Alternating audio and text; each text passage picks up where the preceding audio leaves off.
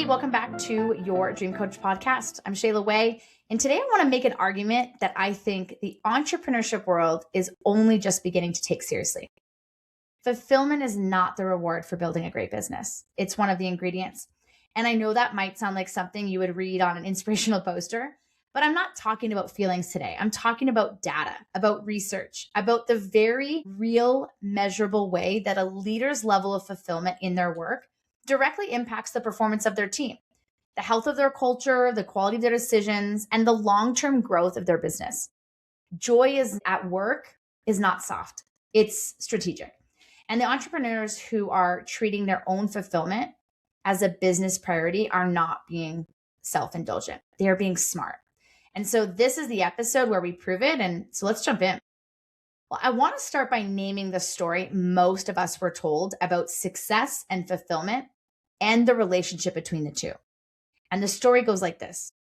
Work hard now, enjoy it later. Sacrifice in the short term so you can live the life you want in the long term. Build the business first, build the life second. Fulfillment is the destination. It is what you get when you have finally made it. Until then, you grind. Well, most high achieving entrepreneurs carry some version of this story, and it shapes everything. How they treat their own well-being, how they make decisions about their time, whether they give themselves permission to enjoy the process, or whether they defer all joy to some future version of their life that keeps moving further away. And here's the problem with that story is it's backwards. The research on leader well-being and business performance does not show fulfillment as the end result of success. It shows fulfillment as one of the drivers of it. The leaders who are most fulfilled in their work tend to make better decisions, build stronger cultures, retain their teams longer, handle adversity more effectively, and sustain high performance over longer periods of time. Fulfillment's not what happens when you win. It is part of how you win. And treating it as a luxury you will get to eventually do is one of the most expensive strategic mistakes an entrepreneur can make. You do not earn fulfillment by achieving enough. You build it deliberately the same way you build everything else in your business. So I want to walk you through what the science of workplace well-being and leader performance actually shows, because this is just not a philosophy. There is substantial amounts of research that have been done that really points this consistently into one direction. Fulfilled leaders make better decisions. And when a leader is operating from a place of genuine engagement and meaning in their work, their cognitive function is measurably better. They have greater access to creative thinking, broader perspective taking, and better judgment under uncertainty. Stress and depletion, on the other hand, narrow cognitive function. They push the brain towards short-term, fear-based, reactive thinking, exactly the opposite of what good leadership requires. And so this is not about being happy all the time. It is about baseline well-being. A leader who has genuine sources of meaning and energy in their work, who ends most days feeling like the work was worth doing, is leading from a fundamentally stronger cognitive position than a leader just running on depletion and willpower. And so leader fulfillment is directly contagious to teams. And we talked about this a few episodes ago when I covered leadership energy.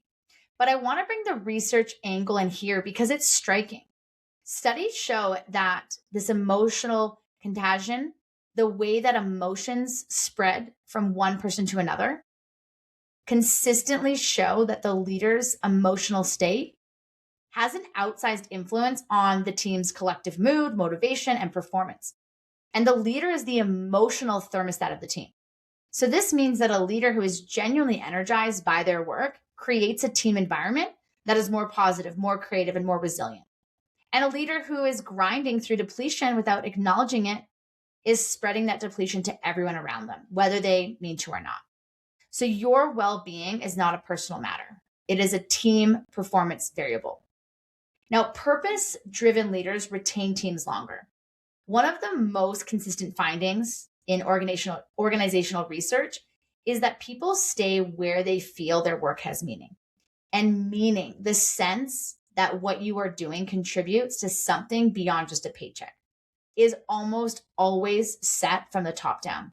It comes from a leader who can articulate why the work matters, who leads from genuine conviction rather than just chasing targets, who creates a culture where people feel their contribution is part of something real. Leaders who are personally fulfilled in their work are far more effective at creating that environment, because you cannot manufacture meaning for your team out of a place of personal emptiness. The genuine article, a leader who actually believes in what they are building and shows it, is what keeps good people in the room. Fulfilled founders make braver decisions. And this is one I've observed most directly in my own coaching work. Leaders who are personally fulfilled in their work, who have a real dream driving them and genuine energy behind what they're building, make bolder, more decisive, more forward-facing decisions. They are not leading from fear of losing what they have. They are leading from excitement about where they are going. And that orientation toward possibility rather than protection changes everything about the kind of business they build. They take the risk on the new hire. They launch the thing before it is perfect. And they have the hard conversation first. And they have it earlier. And they make the strategic pivot that needed to happen instead of defending the comfortable status quo. So fulfillment is not just good for the founder. It is good for the business that the founder is leading. And so what does this actually look like? I do not want this to be a theoretical episode. I want to give you something that you can use. And so here are 4 practical ways fulfilled founders show up differently and what you can do to move toward each one of these.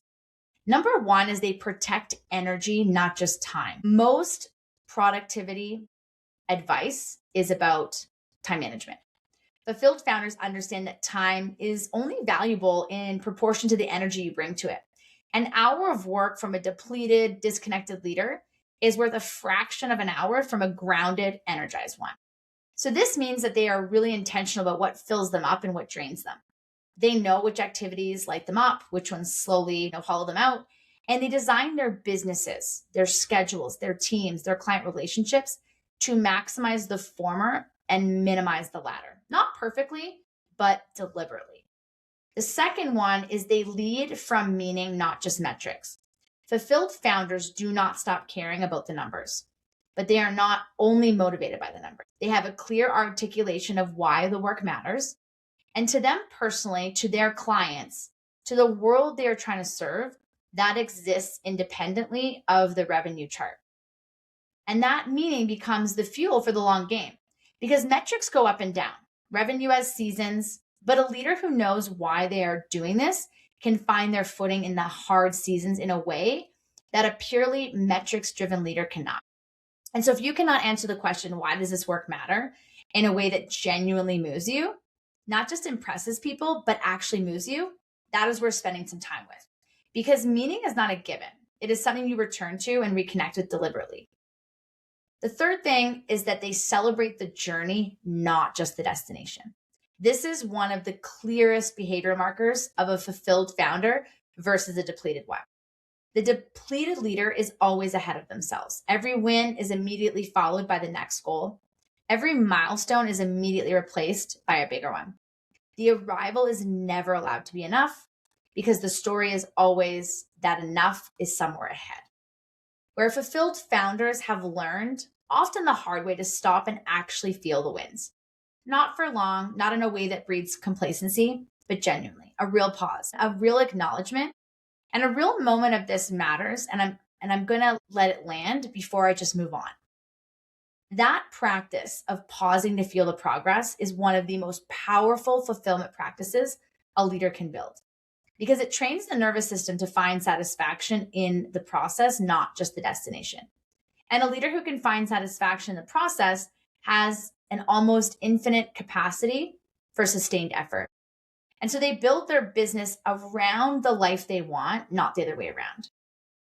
So this is the LFG way: leadership, fulfillment, and growth, in that order, not at the expense of fulfillment. And this is really the fourth piece, is that not creating success that hollows out the life around it, a business that is deliberately designed to support the life the founder actually wants to live.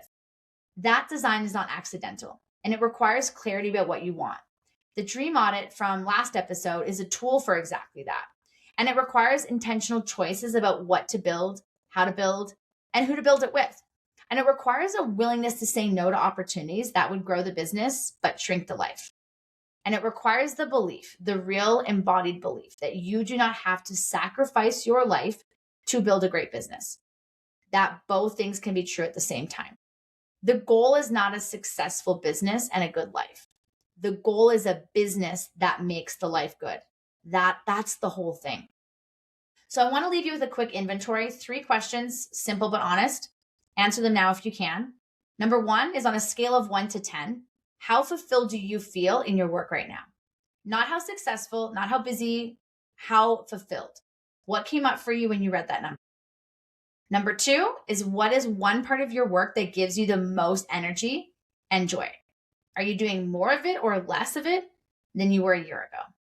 And number 3 is, if a year from now your fulfillment score was a 9 or 10, what would be different about how you're working? Who are you working with?